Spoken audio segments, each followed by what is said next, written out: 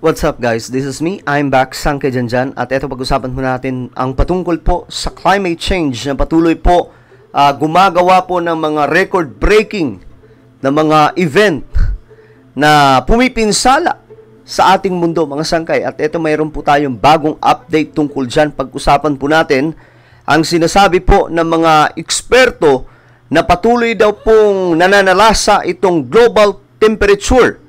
O ibig sabihin, tumataas po, mga sangkay, ang temperatura sa ating mundo. Anyway, bago tayo magpatuloy, pakisubscribe po muna yung ating YouTube channel. Sa baba ng video na to, mga sangkay, makikita nyo po yung subscribe button. 1.21 million subscribers na po tayo dito sa YouTube. Parami po tayo ng parami. Kaya naman kung hindi ka po nakakapag-subscribe, alam mo na ang iyong gagawin.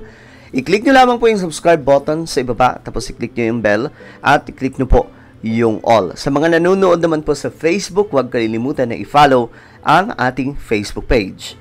Ngayon, ito po mga sangkay. Ito na naman po, pag-usapan na naman po natin itong malaking problema ngayon ng ating mundo. Sabi po dito sa balita, global temperatures, tumataas daw po at lalong hindi po mapigilan. Recent record-breaking floods in Brazil, Kenya, and Tanzania. Okay. Ito pong mga nabanggit na bansa, mga sangkay, nitong tagapaghatid ng balita, ito po ngayon ay sabay-sabay po na nakaranas, mga sangkay, na matinding hagupit nitong pagbabago ng ating panahon na sobrang abnormal na po. At ngayon, papasok po dito sa Pilipinas ang tinatawag na La Nina at mas nakakatakot po yan kaysa sa El Nino. Diba? Ang El Nino, mga sangkay, marami po sa atin ang talagang halos hindi na kayanin ito. Droughts in Botswana and Colombia and unprecedented heat waves in Southeast Asia. Okay. Tingnan nyo to ha. May heat wave, mayroon din pong mga pag-ulan na hindi na po mapigilan. Yung nangyayari ngayon sa Brazil, hindi ko alam kung tapos na, mga sangkay, pero ang tindi po talaga ng kaganapan doon dahil ito pong Brazil, pinadapa po ng isang pagkalakas-lakas na pag-ulan at mga pagbaha. Marami po mga tulay ang nawasak, marami rin po mga kakalsadahan ang nasira, mga sangkay. Akala po natin sa mga lindol lamang po yan nagaganap. Kahit po sa mga pag-ulan at mga pagbaha, nagagawa din po itong warakin o sirain itong mga kakalsadahan. At maliban sa Brazil, mayroon pong East Africa na marami po sa mga bansa doon, mga sangkay, tinamaan po ng matindi din pong hagupit ng mga pag-ulan at hindi na po makontrol ng mga pagbaha. Ngayon, mga sangkay, kung ang heat wave, marami po ang pinabagsak na tao, mas malala po ang nangyari nitong kagaya na lamang po sa Brazil, mga sangkay. Yung baha na halos hindi mo ma-imagine kung paano nangyari yun, mga sangkay. Ngayon, sa Pilipinas, itong nakikita nyo sa larawan, pinakita sa video, ito po ay dito sa ating bansa. Isa pong bayan na dating lumubog na dahil po sa isang dam, ngayon, mga sangkay, nasilayan muli. Bakit? Bumagsak ng bumagsak po ang tubig sa dam na ito dahil po sa init ng panahon. So, ganyan po katindi ang nagagawa ngayon ng climate change sa ating mundo. So, ituloy po muna natin itong balita. Have all highlighted what scientists have long been warning. With climate change comes more extreme weather events. And now, more records have been broken. Okay, kasi baka hindi nyo lang naiintindihan. Bakit tumataas? Sabi nyo, tumataas ang temperatura. So, bakit binabagyo, inuulan po yung iba?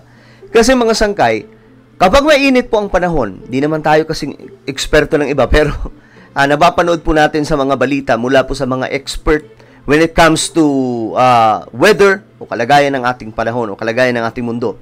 Sinasabi po nila, mga sangkay, nito mga scientists, na kapag umiinit po ang ating mundo, nakakapag-create daw ang mga to, mga sangkay. Halimbawa na lang ang El Nino, sobrang init, di ba? Pero nakakapag-create po siya ng bagyo na hindi po natin halos inaasahan na ganun po ang grabing lakas. So, ganito po ang nagagawa ngayon ng pagtaas ng temperatura sa ating mundo. Nakakapag-create po ito ng mga malalakas na bagyo. Nakakapag-create po ito ng napakatinding pinsala sa ating planeta, dulot po ng mga malalakas na pagbaha. At maliban dyan, mga sangkay, marami pong tao ang napapabagsak nitong ganitong klaseng mga sakuna. April was the hottest on record and the 11th consecutive month to break Yan, no? Tingnan nyo mga sangkay. Isa po itong imbakan ng tubig o isa pong, ano ba tawag to? Lawa ba kung tawagin ito? Kung titingnan po natin, wala na pong tubig. Diba? Ganyan po katindi ang nagagawa nitong climate change. Heat record, according to the EU's climate change agency Copernicus. We are moving in a climate that is already... Hindi ko alam kung naririnig nyo mga sangkay. Meron po tayo naririnig ng mga counting tilaok kasi morning ko ito ginawang video mga sangkay para po, nasa bakasyon po kasi ako. Para po wala pong, ang tawag dito, wala pong istorbo. Pero may mga manok. Pero parang mas okay rin no? Mga sangkay, naririnig po natin yung mga tilaok ng manok tuwing umaga. As of today, very different from the climate of the climate we grew up in, the climate our civilization has evolved to cope with. That's already what we have now, and what we do know is that the future won't cool down. The future will be more of the same. The latest. Grabe Tingnan niyo mga sangkay. Yan po yung naidudulot nitong El Nino, itong global warming or climate change. Yan po, mga pananim, mga sangkay na nasisira. Kaya nga po, naalala ko yung itinuro noon ni Bongbong Marcos na we have to adapt what weather we have today. So kung ano daw pong klima ang mayroon po tayo, ngayon, mga sangkay na nagiging new normal na, we have to adapt. Ibig sabihin, ano ba ang pwede natin maging solusyon dito na magiging pangmatagalan na maa-adapt po ang weather o ang klima na mayroon po tayo ngayon? Halimbawa na lang, sa panahon ng tag-init na malala, mga sangkay. Ganun na po talaga. May climate change. Ang tao rin po ang dahilan kung bakit nangyayari yan ngayon. Diba? Kailangan mag-create ng mga plano o sistema na tayo ay makakasurvive sa kabila po ng ganung klaseng weather event. This data brings the average for the last 12 months to 1.61 degrees Celsius. Yan makikita nyo mga sangkay yung pagtaas dahan-dahan. Hindi nga po dahan-dahan, mabilis daw po ito na tumataas itong temperatura ng ating mundo. Higher than the 1.5 degree goal that countries agreed to under the Paris Agreement to avoid disastrous consequences of warming. April also marked 13 months of high sea surface temperatures, which according to the IUCN can cause coral bleaching, impact marine ecosystems and species, and threaten food security. Grabe, no? Yung food security, ito po yung isa po sa delikado din, mga sangkay, na mangyayari. Kapag nagkaroon po tayo ng problema sa pagkain. Kasi syempre, halimbawa na lamang po, mainit ang panahon, sobrang init ang panahon. Kapag hindi pa po natin ma-adapt itong grabing kainitan ng panahon, mga sangkay, marami pong mga agrikultura o mga pananim ang masisira at hindi po mapapakinabangan. Kapag hindi rin po tayo nakapagbantay, may mga malalakas na pagbagyo o mga malalakas na pag-ulan, pagbaha, ang epekto rin po nito ay papunta po sa agrikultura, yung mga sakahan, mga sangkay. Ngayon, kapag ang agriculture nagkaroon ng problema dahil po dito sa mga weather events na nangyayari sa ating mundo, tayo rin po lahat ang tatamaan dito. Bakit? Yung pagkain natin, saan ba nanggagaling? Di ba galing po sa agriculture? Galing po sa sakahan, mga sangkay. So, kailangan po talaga mabantayan ito ng mga eksperto at maging yung world leaders.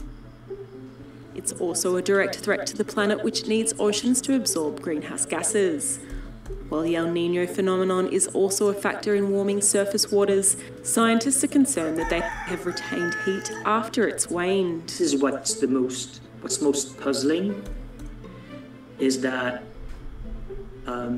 despite the end of the El Nino event, the sea surface temperature, the global sea surface temperature remains so high. Yun yung bad news.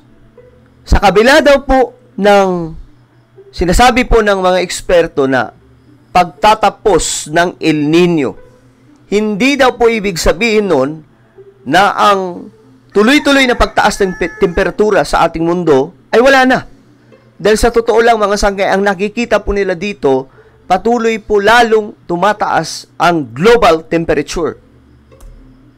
While not all scientists see eye to eye on whether the Paris Agreement can realistically be met, they are overwhelmingly urging governments to cut CO2 emissions faster to limit damage.